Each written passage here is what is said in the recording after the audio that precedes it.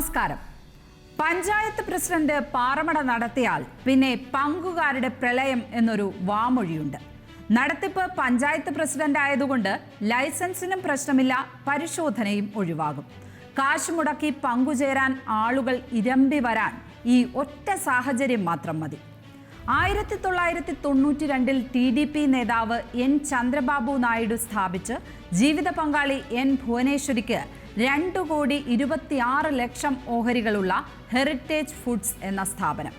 തെരഞ്ഞെടുപ്പ് ഫലം വന്ന ജൂൺ 4 ശേഷം അതിൻ്റെ ഒരു ഓഹരിയുടെ വില 402 രൂപയിൽ നിന്ന് 661 രൂപയായി. അതോടെ 908 കോടി രൂപയുണ്ടായിരുന്ന ഭുവനേശ്വരിയുടെ ആസ്തി 3 മണിക്കൂർ കൊണ്ട് 1494 കോടി രൂപയായി. 590 കോടിയാണ് ഭാര്യയുടെ മാത്രം ഓഹരി മൂല്യത്തിലുണ്ടായ വളർച്ച. മകനും മരുമകൾക്കും ഉണ്ടായ ഓഹരി വളർച്ച ഇതിന് പുറമെയാണ്. ഇതിനെ അല്ലാതെ മറ്റെന്തിനെയാണ് പഞ്ചായത്ത് പ്രസിഡന്റ് പാറമട നടത്തിയാൽ പിന്നെ പങ്കുകാരുടെ പ്രളയമായിരിക്കും എന്ന് വിളിക്കേണ്ടത്? ഇന്നത്തെ സ്പോട്ട്ലൈറ്റ് ആരംഭിക്കുന്നു. കാശുണ്ടോ 4 നായിഡു വാങ്ങാൻ?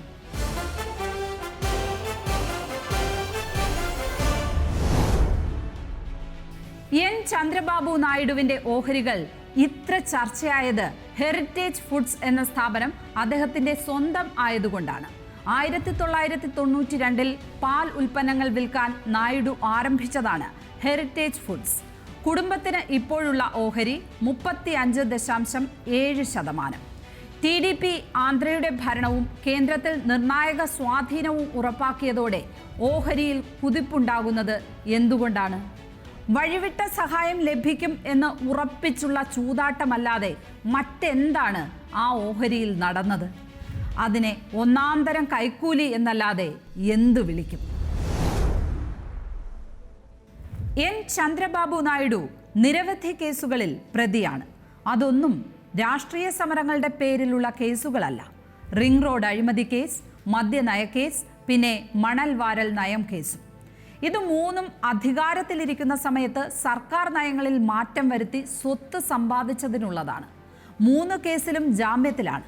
മറ്റൊരു കേസിൽ ജാമ്യം നേടി പുറത്തിറങ്ങിയത് തെരഞ്ഞെടുപ്പിന് തൊട്ടുമുമ്പാണ്. അതിനുശേഷമാണ് NDAയുടെ ഭാഗമായതും മത്സരിച്ച് വലിയ നേട്ടമുണ്ടാക്കിയതും. ഇതിപ്പോൾ ജനം വോട്ട് ചെയ്ത് ജയിപ്പിച്ചതല്ലേ എന്ന ചോദ്യം ഉയരും. ഓഹരി വിപണികൾക്ക് മാത്രമേ സൂചികകളുള്ളൂ. ജനാധിപത്യത്തിലെ ധാർമ്മികത അളക്കാൻ സംവിധാനമൊന്നുമില്ല എന്നത് മാത്രമാണ് അതിനുള്ള ഉത്തരം. ചന്ദ്രബാബു നായിഡുവിന്റെ ഓഹരികളിലുണ്ടായ കുതിപ്പിന്റെ മറുവശമാണ് രാഹുൽ ഗാന്ധി ആരോപിച്ച കുംഭകോണം.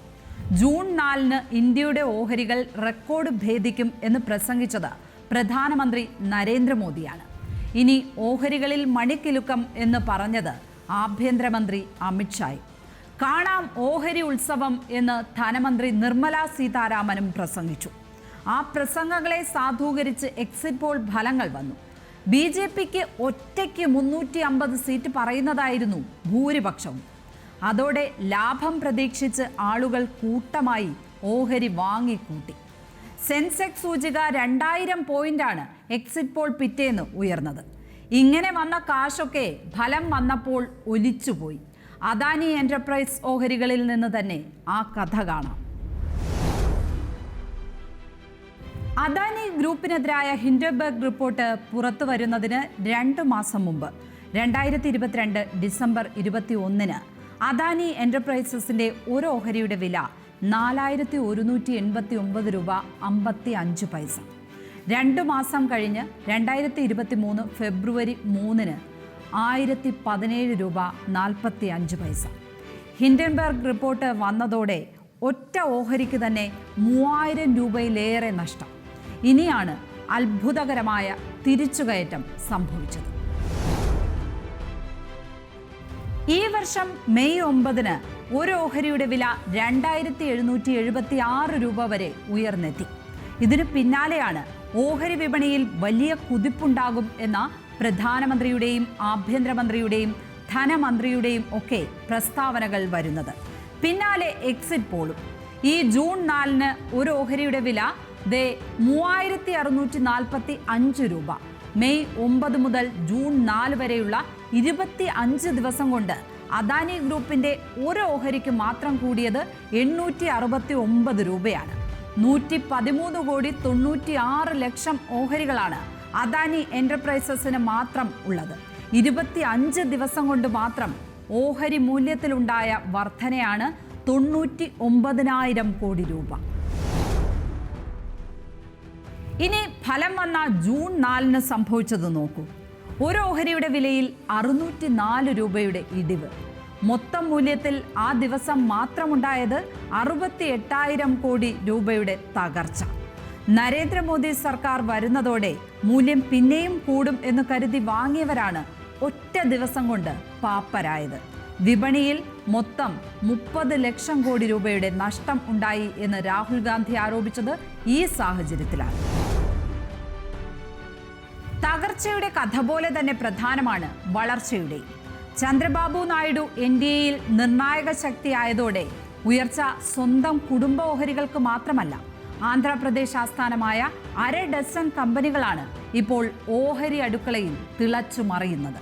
TDP നേതാവ് ജെ ഗെല്ലയുടെ അമരരാജ എനർജി, TDP നേതാക്കളുമായി ബന്ധം ആരോപിക്കുന്ന ആന്ധ്ര ഫീഡ്സും ആവന്തി ഷുഗേഴ്സും നെൽക്കാസ് ലിമിറ്റഡും കല്ലം ടെക്സ്റ്റൈൽസും.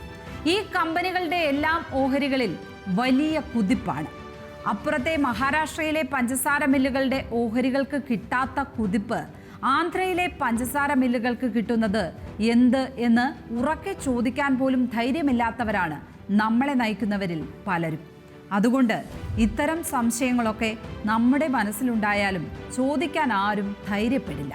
അതിനാണ് വില്ലേജ് മാനെ പിണക്കിയാൽ കൈവശ ഭൂമി പുറംപോക്കാകും എന്ന് പറയുന്നത്. ഇനി സ്പോട്ട്ലൈറ്റ് മറ്റൊരു വിഷയവുമായി നാളെ. നമസ്കാരം.